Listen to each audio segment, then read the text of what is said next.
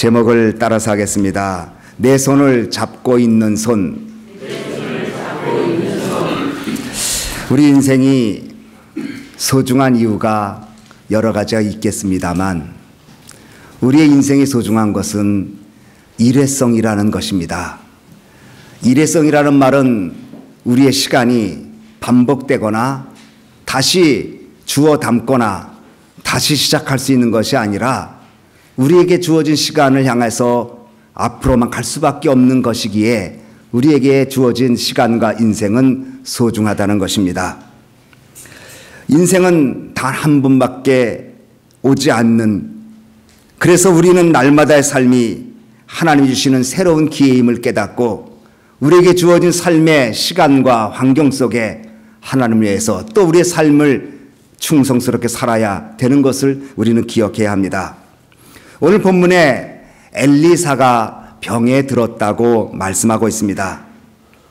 엘리야의 수제자로 능력의 갑절을 받았던 엘리사인데 그에게도 병이 찾아왔습니다. 하나님의 은혜와 믿음으로 사는 사람도 병에 걸립니다. 그래도 오늘 본문이 엘리사가 걸린 병은 죽을 병이라고 말하고 있습니다. 죽을 병입니다. 병이라고 해서 다 죽는 병은 아닙니다. 그러게 예수님께서 요한복음 11장 4절에 나사로가 병들었다는 소식을 듣고 이 병은 죽을 병이 아니라 하나님의 영광을 위한 병이라고 말씀하셨습니다. 그리고 나사로를 살리셨지요. 그런데 오늘 엘리사는 죽을 병이라고 말하고 있습니다. 병도 죽을 병이 있습니다. 하나님께서 엘리사를 부르시기로 작정했고 그가 노새에서 병에 걸렸는데 이제 엘리사는 그에게 주어진 시간이 얼마 남지 않은 것을 알고 있는 상황이었습니다. 그런 그때에 이스라엘 왕 요아스가 찾아왔습니다. 엘리사에게 찾아온 요아스와 엘리사가 만나는 이 만남의 시간도 어찌 보면 마지막 시간입니다. 요아스에게는 얼마의 시간이 있을지 모르지만 엘리사에게는 남은 시간이 별로 없습니다. 여러분, 이 세상에서 우리가 살면서 가장 아쉬운 게 있다면 시간이 모자란다는 것입니다. 모든 것이 준비가 다 되어 있어도 시간이 없으면 할 수가 없습니다. 모든 것이 준비가 다 되어 있어도 나에게 주어진 시간의 한계가 가까이 오면 할 수가 없습니다. 종종 연세 드신 분들에게 그런 말씀을 듣습니다. 나에게 조금만 더 시간이 있으면 이거 한번 해보고 싶은데, 나에게 조금 더 남은 여력이 있다면 이것 좀 한번 해보고 싶은데, 그러나 그 시간이 없어서 하고 싶어도 못한다는 얘기 듣습니다. 엘리사도 더 많은 사역을 하고 싶고 더 많은 능력을 베풀고 싶어도 그는 이제 죽을 병에 걸려서 시간이 없습니다. 그에게 주어진 마지막 시간이 다가오고 있고 이제 그는 마지막 시간까지라도 주어진 사역을 감당해야 되는 형편이었습니다. 이때 요아스라는 왕이 찾아왔습니다. 요아스 왕은 엘리사를 찾아와서 아버지라고 부릅니다. 그리고 이스라엘의 마병과 병거라고 부릅니다. 우리 한번 같이 읽겠습니다. 14절 말씀 같이 읽습니다. 시작. 엘리사가 죽을 병이 들매 이스라엘 왕 요아스가 저에게로 내려가서 그 얼굴에 눈물을 흘리며 가로되 내 아버지여 내 아버지여 이스라엘의 병과 마병이여 하매. 엘리사는 죽을 병에 걸려서 이제 남은 시간이 얼마 없습니다. 요아스는 엘리사를 찾아와서 그의 손을 붙잡고 눈물을 흘리면서 아버지여 아버지여 이스라엘의 마병과 병거라고 말합니다. 엘리사 선지자는 이스라엘의 마병과 병거였습니다. 엘리사는 능력이 출중해서 아람 군대나 다른 민족이 쳐들어올 것을 기도하고 다 압니다. 그러니 미리 대피하게 하고 미리 준비케 하는 참으로 마병과 병거 역할을 했는데 이제 그 엘리사가 삶을 끝낼 때가 가까이 오니 요아스 왕은 나라가 근심도 되고 또 이 나라가 장차 어떻게 될 건지, 엘리사가 없는 나라는 어떻게 될 것인지를 두려워하면서 엘리사를 찾아와 눈물 흘리며 이스라엘의 아버지, 이스라엘의 마병과 병거라고 하면서 눈물을 흘립니다. 이럴 때 엘리사가 이렇게 말합니다. 15절 말씀을 또 같이 읽습니다. 시작. 엘리사에게 저에게 이르되 활과 살들을 취하소서. 활과 살들을 취하매.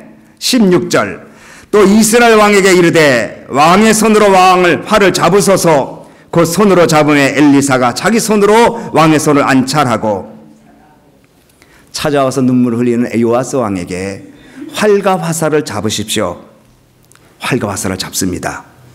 요아스 왕이 잡은 활과 화살, 그 손에 엘리사가 이제 주어진 시간이 얼마 남지 않고 죽을 병에 걸려서 힘은 없지만 요아스 왕의 손에 손을 댑니다. 그리고 오늘 본문에는 안찰했다고 했는데 손 위에 손을 얹고 기도해 주었습니다. 요아스 왕의 손에 활과 화살을 잡고 있는 그 손을 엘리사가 그 손에 손을 얹고 하나님 앞에 기도했습니다. 요아스 왕의 손에 활과 화살이 있는 것처럼 사실은 우리 모두의 손에 나름대로의 활과 화살을 지니고 삽니다. 학생들의 손에는 책이 있을 수 있고, 목회자의 손에는 성경이 있을 수 있고, 의사의 손에는 의료기기가 있을 수 있고, 사업가는 사업의 여러 가지 일들이 화살과 활이 될 수가 있습니다. 인생을 살아가는 사람치고 손에 아무것도 없는 사람은 없습니다. 나름대로 손에 무엇인가를 쥐고 살아가고 있고 그것을 가지고 인생의 삶을 영위합니다. 그러나 우리의 손으로 잡은 것을 통해서 우리의 인생이 형통하거나 아람 나라를 승리케 하는 승리의 삶이 있는 것이 아닌 것을 우리는 알아야 합니다. 중요한 것은 요아스 왕의 손을 엘리사가 잡아준 것처럼 오늘 우리의 손에 하나님의 손이 얹혀져야 이 손에 축복이 있는 줄 믿으시기 바랍니다. 우리의 손에 무엇이 들려있는 것이 중요한 것이 아니라 내 손이 누구의 손에 붙잡혀 있는가가 더 중요합니다. 사람들 손에는 화려하고 그리고 좋은 정보와 물질과 가지고 있는 것을 가지고 있어도 하나님의 손이 없는 사람이 있고, 물고기 2마리와 보리떡 5개 같이 연약한 것을 가지고 있는 손에 하나님의 손이 함께한 사람이 있다는 사실을 우리는 기억해야 합니다. 신앙인이 누구입니까? 주의 손이 우리의 손 위에 얹혀져 있는 사람이 성도요 신앙인인 줄 우리는 알아야 합니다. 내 손에 들려진 삶의 도구보다 내 손이 하나님의 손에 잡혀 있는가가 중요한 것입니다. 내 손에 있는 내용물보다 더 중요한 것은 하나님의 손이 내 손 위에 있다는 것을 믿는 믿음이 더 중요하다는 것입니다. 손은 무엇을 의미합니까? 인생의 모습입니다. 내 인격을 상징합니다. 우리는 성경에 야고보서에 손을 깨끗이 하라고 말합니다. 이것은 손을 깨끗이 씻으라는 말이 아니죠. 인격과 심령을 깨끗이 하라는 거죠. 사람들은 어떤 일을 잘못을 저지르고 나서 돌이킬 때는 나는 그 일에 손 씻었어라고 말합니다. 손을 씻었다는 얘기는 과거의 모습을 벗어버리고 새 사람이 되었다는, 새 인격을 가졌다는 의미입니다. 사라는 사람을 선수라고 말합니다. 손과 손을 잡는 것을 악수라고 말합니다. 인격 대 인격을 만남을 의미합니다. 그러므로 내 손 위에 하나님의 손이 얹혔다는 것은 내 인격과 내 인생에 주님의 손이 함께한다는 사실을 우리는 알아야 합니다. 하나님의 은혜와 축복이 없다면 내 손에 아무리 좋은 활을 들고 있어도 그것은 진정한 축복이 아닌 것을 알아야 합니다. 요아스 왕 손이 하나님의 사람 엘리사의 손이 얹혀진 것처럼 여러분의 자녀의 손 위에 주님의 손이 얹혀지고, 우리 교회 위에 하나님의 은총의 손길이 얹혀지고, 여러분의 가정과 사업 위에 주의 손길이 얹혀지기를 축복합니다. 여러분의 손을 그냥 움직이지 마십시오. 주님의 손이 얹혀지기까지는 움직이시면 안 됩니다. 주님의 은혜와 능력이 내 손에 있어야 우리는 감당할 수 있는 것입니다. 어릴 때 한문을 배울 때 저는 한문을 좀 배우다가 한문을 없앴습니다. 그래서 이 교육받을 때 한국에서 한문이 없는 세대입니다. 한문을 좀 배우다가 한문이 없어졌어요. 한문을 배울 때 저희 아버님이 그렇게 쓰면 안 돼. 획마다 잘 써야지. 잘 안 돼요. 그러니까 제 손 위에 아버님이 손을 같이 잡고 쓰기 시작합니다. 이렇게 하고 이렇게 획을 내리고 옆을 써라. 나는 삐뚤삐뚤 써가는 것 같은데 아버지의 손이 내 손을 붙잡고 움직이게 되니 그 글자가 한문으로 잘 드러나게 됩니다. 여러분 어릴 때 자전거 배울 때에 뒤에 자전거 가르쳐주는 사람이 탑니다. 그리고 핸들을 같이 잡습니다. 내가 페달은 밟고 있지만 그분이 내 손 위에 손을 얹어서 핸들을 조절해 주니 넘어지지 않고 목적지까지 갈 수가 있습니다. 처음에는 혼자서 방향을 잡지 못하고 중심을 잡지 못해서 페달을 밟다가 넘어지지만 가르쳐 주시는 분이 뒤에 앉아서 나와 같이 손을 잡고 핸들을 잡고 가면 넘어지지 않고 잘 가서 배우게 됩니다. 그렇습니다. 우리의 삶도 그랬습니다. 하나님의 손이 여러분의 삶 속에 얹어져야 여기에 축복과 은혜가 임한다는 사실을 우리는 분명히 믿어야 합니다. 자, 그리고 이제 이 엘리사가 말합니다. 17절 말씀을 다 같이 읽습니다. 시작. 가로되 동편창을 여서서 곧 열매 엘리사가 가로되 쏘소서 곧 쏘매 엘리사가 가로되 이는 여호와의 구원의 살 곧 아람에 대한 구원의 살이니 왕이 아람 사람을 진멸하도록 아벡에서 치리이다. 요아스 왕이 화살을 쏩니다. 쏘십시오. 이것은 여호와의 구원의 살입니다. 아람 왕을 칠 것입니다. 쏩니다. 그 다음에 또다시 엘리사가 명령을 내립니다. 18절 말씀 다 같이 읽습니다. 시작. 또 가로되 살들을 취하소서 곧 취함에 엘리사가 또 이스라엘 왕에게 이르되 땅을 치소서 이에 3번 치고 그친지라. 화살을 쏘고 난 다음에 엘리사가 이번에는 그 화살을 가지고 활을 가지고 땅을 치세요. 그래서 땅을 치는데 3번 쳤어요. 갑자기 죽어가는 그 엘리사가 화를 내기 시작합니다. 19절 말씀 다 같이 시작. 하나님의 사람이 노하여 가로되 왕이 5, 6번을 칠 것이니이다. 그리하였다면 왕이 아람을 진멸하도록 하였으리이다. 그러지 이제는 왕이 아람을 3번만 치리이다 하니라. 아니 몇 번 치라는 얘기를 하지 않았어요. 엘리사는 다만 화살을 가지고 땅을 치라고 말했는데 그래서 3번 쳤을 뿐입니다. 그런데 엘리사가 화를 벌컥 내면서 왕이여 아람 나라를 진멸하도록 쳐야 되는데 어떻게 3번을 칩니까? 5번에서 6번을 쳐야지 3번밖에 칠 수가 없으니 왕은 아람을 3번밖에 칠 수가 없다고 그렇게 말했습니다. 왜 엘리사가 몇 번 치라고 말도 하지 아니하고 요아스 왕이 3번 친 것을 가지고 화를 냈습니까? 화살은 분명 여호와의 구원의 살이라고 말했습니다. 엘리사는 친히 자기의 손을 요아스 왕의 손에 얹어서 안찰하면서 기도해 줬습니다. 그리고 화살로 아람 사람을 칠 것이라고 예언해 주었습니다. 그리고 치라고 말했습니다. 그런데 3번 치고 그친지라 그랬습니다. 여기 그친지라는 말의 원어의 뜻은 단순히 쳤다 그 뜻입니다. 단순히 쳤다. 3번을 치라고 그럴 때 이 칠 때 열정을 가지고 치거나 힘을 다해서 친 것이 아니라 마지못해 턱턱턱 친 것이에요. 그리고 엘리사가 화를 내면서 5번에서 6번 쳐도 모자라는 것을 그냥 그렇게 3번 치면 되겠습니까? 라는 말로 하고 있습니다. 무슨 뜻입니까? 주어진 시간이 얼마 남지 않은 엘리사입니다. 그런 말 한마디 한마디가 간절하고 중요합니다. 그리고 엘리사는 자기의 마지막 사역이기 까닭에 다른 어떤 때보다도 간절함과 그리고 능력이 극대화되기를 소원했을 것입니다. 그런데 거기에 반응하는 요아스는 왜 치라고 그러나 어쩔 수 없이 그냥 3번 툭툭 친 모습을 보여주었기에 엘리사는 화를 내게 되었습니다. 여러분 만약에 지금 여러분의 삶이 마지막 순간이라고 하면 여러분 어떤 자세로 사람들을 대하겠습니까? 여러분에게 주어진 시간이 불과 얼마 남지 않았다고 말할 때 상대방을 대할 때 여러분 어떤 자세로 상대방을 대하겠습니까?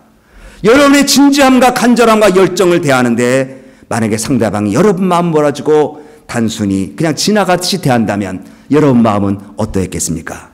엘리사가 그랬습니다. 주어진 시간이 얼마 남지 않고 이스라엘을 위해서 해야 될 시간이 얼마 남지 않고 마지막 능력을 베풀어 주는데 그 능력에 반응하는 요아스는 어쩔 수 없이 시키니까 마지못해 하는 모습을 보여줬을 때 엘리사는 실망하며 화를 내게 되었습니다.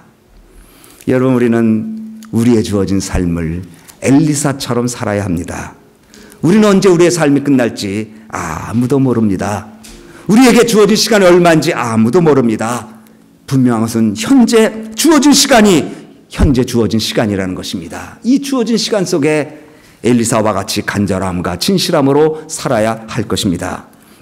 제가 신학교에서 이번 학기에 목회학을 가르쳐요. 목회학이라는 학문은 이제 목회는 어떻게 하고 교회는 무엇이며 설교는 어떻게 이제 이런 전반적인 개론을 가르치는데 그 수업 중에 하나가 뭐냐면 유언장을 써오는 것을 숙제를 시켰어요.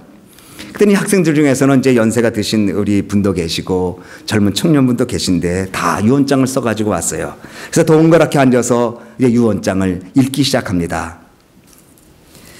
연세 드신 분도 그렇고 젊으신 분도 그렇고 유언장을 쓰라고 하니까 대단히 부담이 됐다고 그래요. 이걸 왜 쓰나? 막상 쓰라고 하니 기분이 안 좋고 숙제니 안 할 수 없고, 그런데 쓰기 시작하다 보니까 눈물이 나고 그 한자 한자에 간절함이 묻어 있어서 정말 잘 썼다 그러면서 그 읽는데 눈물을 흘리는 거예요. 여러분, 주어진 시간이 얼마인지 알지 못할 때, 그리고 주어진 시간이 가까운다고 할 때 우리는 삶이 진지해집니다. 그리고 주어진 삶을 최선을 다하게 됩니다. 엘리사는 요아스에게 그것을 원했습니다.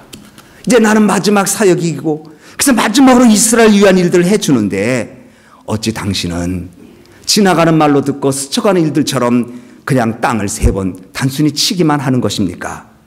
여호와의 구원에서를 쏘라고 말했고 땅을 치라고 했거늘 어찌 이 귀중한 사역의 말을 스쳐 지나가냐고 안타까운 마음으로 엘리사는 엘리야에게 호소했던 것입니다. 사랑하는 성도 여러분, 하나님께서는 오늘 이 말씀 왜 우리에게 주십니까? 여러분의 삶에 주어진 시간과 기회를 주의 손이 나와 함께 하심을 믿고 극대화해야 된다는 것입니다. 낙심하지 말고 안일하지 말고 좀 더 열정을 가지고 좀 더 열심히 살아야 합니다. 3번 기도할 것을 6번 기도하십시오. 3번 충성할 것을 6번 충성하십시오. 3번 봉사할 것을 6번 해보십시오. 3번 드릴 것을 6번 드려보십시오. 그럼 여러분의 삶 속에 하나님이 주신 은혜가 가득 차게 된다는 사실입니다. 어떤 사람이 배를 타고 가다가 물속에 진주를 빠뜨렸습니다. 이 사람은 배가 육지에 닿자마자 이제 큰 바가지로 바닷물을 떠서 버리기 시작했습니다. 아이, 그거 되겠어요? 그 망망대해에서 떨어져 나와서 이제 진주가 떨어졌으니 그것을 찾겠다고 바가지를 가지고 물을 퍼내는 거예요. 한 사흘 동안 퍼냈어요. 그랬더니 물속에 있는 거북이가 나왔답니다. 당신은 무엇을 하려고 물을 깃고 있어? 내가 살고 있는 바다를, 물을 다 퍼낼 작정이요? 그랬더니 이 사람이 바닷물 속에 빠진 진주를 찾기 전까지 내가 바닷물을 퍼낼 작정이요. 다 퍼낼 때까지 바닷물을 푸겠어. 이 말을 들은 거북이는 깜짝 놀라서 자기 삶에 터전이 없어질까 봐 급히 물속에 들어가서 진주를 찾아서 그 사람에게 주었다는 동화 이야기가 있습니다. 여러분, 이게 뭘 얘기해요? 인내와 끈기와 열정을 가지고 믿음 생활과 삶의 현장 속에 일할 때에 하나님이 도우신다는 얘기 아니겠어요? 여러분, 도종환 시인 아실 거예요. 그분의 진 시 중에 담쟁이라는 벽이라는 게 있어요. 한번 읽어볼게요. 저것은 벽, 어쩔 수 없는 벽이라고 느낄 때, 그때 담쟁이는 말없이 그 벽으로 오른다. 물 한 방울 없고 씨앗 한 톨 살아남을 수 없는 저것은 절망의 벽이라고 말할 때 담쟁이는 서두르지 않고 앞으로 나아간다. 한 뼘이라도 꼭 여럿이 함께 손을 잡고 올라간다. 푸르게 절망을 다 덮을 때까지 바로 그 절망을 잡고 놓지 않는다. 저것은 넘을 수 없는 벽이라고 고개를 떨구고 있을 때 담쟁이 하나는 결국 그 벽을 넘는다.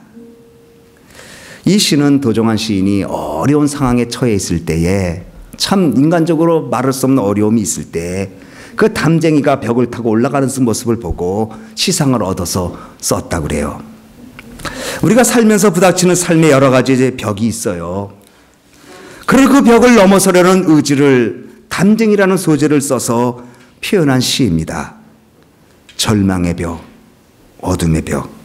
그러나 서두르지 않고 여럿이 함께 손을 잡고 함께 올라가는 담쟁이, 절망을 극복하려는 의지, 미래와 희망을 향하여 올라가는 그 간절함을 상징하는 시가 담쟁이라는 시인데 성경은 이미 얘기하고 있어요. 여호와의 구원의 하슬이다. 그리고 이 화살로 땅을 치소서. 여러분, 단순히 치시겠습니까? 아니면 3번 치시겠습니까? 아니면 6번을 치시겠습니까? 여러분에게 하나님은 요구하십니다. 주어진 삶을 열심히 살아라. 절망의 벽이 내 앞에 있어도, 낙심과 지침의 벽이 내 앞에 있어도 그 벽을 타고 올라가는 탐정이처럼 믿음을 극대화하여 주 앞에 승리하는 사람으로 나아가라. 주님이 오늘 여러분에게 말씀하고 계십니다. 저는 요즘 신방을 하면서 참 많이 웁니다. 우리 성도님들이 어려운 형편 가운데 믿음을 지키고 교회를 섬기고 또 그런 나름대로 애를 쓰는 모습을 보면서 하나님, 우리 성도님들에게 은혜 주시옵소서. 하나님은 여러분에게 주어진 손 위에 주의 손을 얹어 주셨습니다. 여러분의 손에 잡은 내용물이 중요한 게 아니라 내 손이 주의 손에 붙잡힌 바 되었다는 사실을 귀하게 여기고, 내 앞에 어떤 벽이 있을지라도 믿음을 극대화하여 3번 칠 걸 6번 치면서 아람을 넉넉히 이기는 믿음으로 승리하여 하나님 앞에 영광 드리는 모든 식구 되어지기를 주님의 이름으로 축원합니다. 축원합니다. 기도하겠습니다. 우리 한번 다 같이 통성으로 기도하겠습니다. 여러분 앞에 어떤 벽이 있습니까? 요아스는 시간이 많은 남은 줄 알지만 엘리사는 자기의 시간이 얼마 있지 않음을 기억하고 간절하게 호소합니다. 주어진 삶의 사건 속에 믿음을 극대화하고 3번 칠 걸 6번 치고 낙심하지 말고 내 손에 주의 손이 얹었음을 기억하고 주여 이번 또 승리하게 하옵소서라고 우리 한번 기도하지 않겠습니까? 주님을 위해서 더요 3번 하지 말고 6번 승성하고, 주 앞에 나와 기도하는 것을 3번만 하지 말고 6번까지 하고, 일할 때도 3번만 하지 말고 6번 하는, 그래서 하나님의 큰 승리를 체험하게 해달라고 우리 다같이 통성으로 기도하겠습니다. 사랑과 은혜가 풍성하신 고마우신 하나님 아버지, 은혜와 사랑을 감사합니다. 하나님께서 우리 사랑하는 귀한 식구들에게 은혜 주신 것을 인하여 감사합니다. 오늘 엘리사가 죽을 병에 걸려서 주어진 시간이 얼마 남지 않아 정말 간절하고 그리고 최대의 능력을 발휘하여 요아스 왕에게 이스라엘을 구원하는 방법을 말해주지만, 요아스는 진실되게 그리고 간절함과 열정이 사라진 채 단순히 3번 치는 정도로 끝났을 때에 엘리사가 탄식하면서 6번을 치지 왜 3번 쳤냐고 말하는 말씀을 기억하면서, 하나님 앞 우리들도 하나님 앞에 주어진 시간 속에 3번만 충성하지 말고 6번까지 충성하고, 3번만 기도하지 말고 6번까지 기도하고, 3번만 하지 말고 6번까지 하나님 앞에 온전히 서는 저희들 되게 하셔서 주의 승리가 우리 재단에 우리 성도들에게 넘쳐흐르게 도와주시옵소서. 오 하나님 아버지, 우리 성도님들 삶을 주님이 하십니다. 영혼이 잘되고 범사 잘되고 강건하도록 하나님 붙들어 주시고, 주어진 시간 속에 믿음을 극대화하고 충성을 극대화하고 열정을 다해서 하나님 섬기게 주시옵소서. 감사하며 예수님 이름으로 기도하옵나이다. 아멘.